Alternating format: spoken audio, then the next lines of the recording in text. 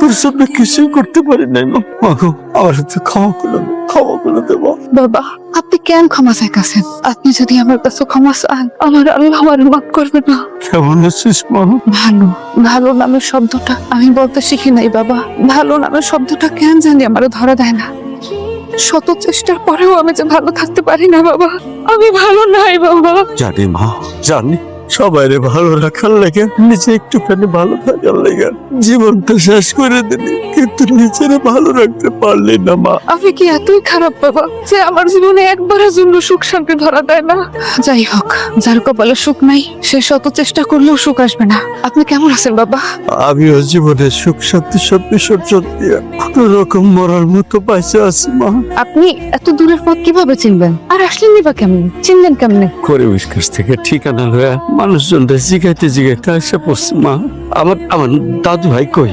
আমার কলেজের টুকরা, ওর তো দেখতে আসছি আমি। কই? কিছুদিন আগে জান্নাত, নাসির আর কুলসুম তিনজনে পার্কে গেছিল ঘুরতে। ওইরে যাইয়া জান্নাতের হারাই ফেলছে। সাবধানে যাবা, ঠিক আছে? খবরটা কিন্তু জানতে পারো নিয়ে আসো। শোনো, কার সাথে কথা বলতেছেন? এই, আমি তোমার সাথে কথা বলতেছি। কথা কি শুনো না? একটু বাইরে যাইতেছে, একটু ভালো করে তো কথা কওয়া যায়। উঠতে বইতে যদি আমার এত ভয় দেখাও, তাহলে কাজ বাজ আমি কেমনে করবো?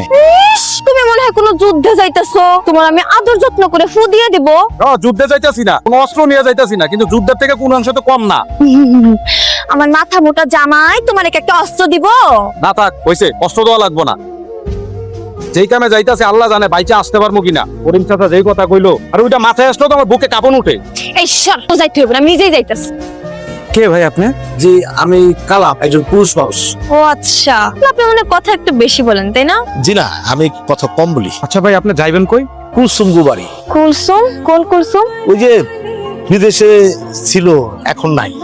ও, সে তো আমার। এই চুপ থাকো ভাইজান, আপনি কুলসুমটা কেন খুঁজতেছেন? আমার একটু কইবেন? না, আসলে হচ্ছে কি, আমি আর কুলসুম একই কোম্পানিতে জব করতাম, সেখান থেকেই পরিচয়। তাহলে এখন কেন আইছেন? না, ওই কুলসুম কোম্পানিতে কিছু টাকা পয়সা পাইতো, কিন্তু কোম্পানি বলছিল যে পরে দিব। তো ও কাগজপত্র সই করে রেখে আসছিল, আর আবার বলছিল ভাই আপনি যখন দেশে ফেরত যাবেন তখন এই টাকাগুলা নিয়ে আইসা কষ্ট করে আমার কাছে দিয়ে দিবেন। তা আমি ওর ওই টাকাগুলা নিয়ে আসছি কুলসুম দেওয়ার জন্য। কত টাকা ভাইজান? বেশি না, 2 লাখ। 2 লাখ টাকা? কত যেন বলেন? 2 লাখ। দাঁড়াতে কিসের জন্য? ধরো নিয়ে চলো। সালাম ভাই, ভাই ব্যাগটা দেন আমার কাছে। না, ব্যাগ দেওয়া যাবে না, ব্যাগ আমার কাছে থাক। ধরতে হবে না, অসুবিধা নাই। আচ্ছা, আমি ধরি, চলেন। আপনি কি করবেন বলেন?